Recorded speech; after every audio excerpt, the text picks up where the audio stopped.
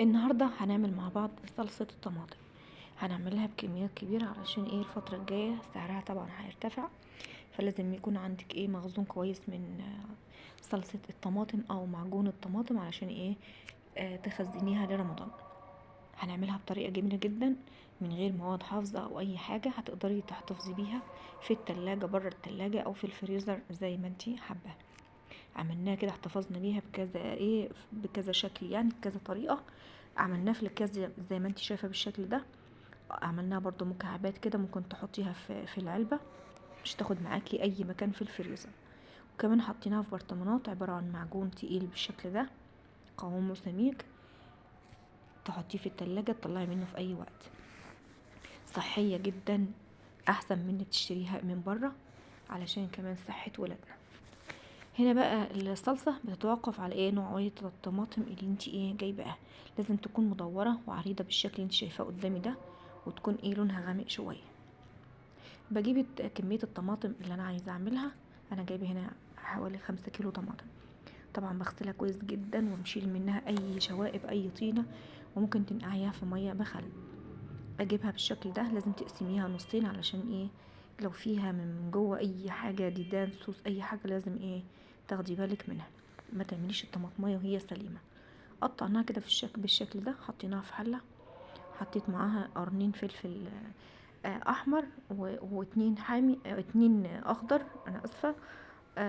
هنا حطيت الفلفل مشطشط شويه. لو حابه انتي بارد اعمليه، لو حابه مشطشط اعمليه.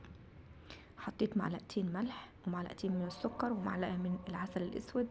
معلقه العسل الاسود دي بتفرق طبعا في لون الصلصه، وبتدي طعم مسكر جدا للصلصه، ده غير القوام بتاعها. وحطيت نص كوبايه من الزيت، بتدي للصلصه لمعه جميله جدا، بتخلي شكلها جميل جدا يا جماعه. جبت بقى الحله كده على النار وحطيتها على نار عاليه، وسبتها بقى، ما حطيتش فيها اي سوائل ولا ميه. حطيها بقى على نار عاليه كده لمده 3-4 دقايق وغطيها. كل شوية كتمة البخار بتاعتها بتخلي المية تنزل منها. سيبيها بقى كده على النار ربع ساعة على نار عالية، ربع ساعة على النار عالية وهي متغطية.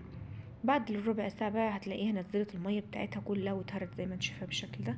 هبدأ ان انا اوطي عليها شوية وهدي النار علشان ما تشوتش مني. كل الكمية ما تقل مني يبقى كده هي في مرحلة السوا. بعد كده جبتها بقى، نزلتها من على النار بالشكل ده. حطيتها في صينيه كده علشان تبرد بسرعه معايا. وبعدين ضربتها في الخلاط بالشكل ده ونزلتها زي ما انت شايفه كده. جبتها بقى كده صفيتها علشان القشر يطلع منها والبذور واي حاجه تطلع منها، تنزل منها بالشكل ده.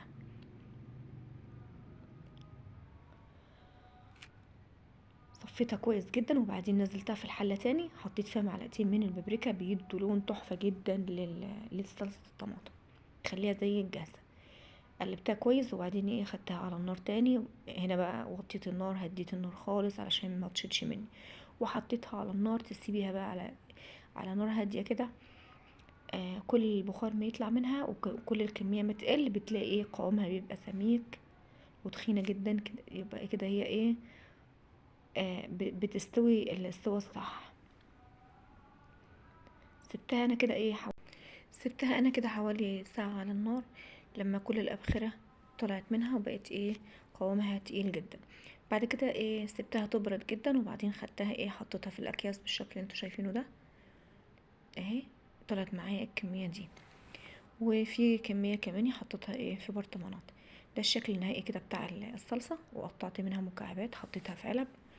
تقدري انتي تحطيها في الاكياس بالشكل ده، حطيها في الفريزر تتجمد، واول ما تاخد شكل المربع ده تقدري انتي تقطعيها بالسكينه، هتبقى سهله معاكي تعملي منها مكعبات وتحطيها في علب او تغلفيها في اكياس. وحطيت الكميه الباقيه في برطمانات بالشكل اللي انتوا شايفينه ده. وكان ده فيديو الصلصه.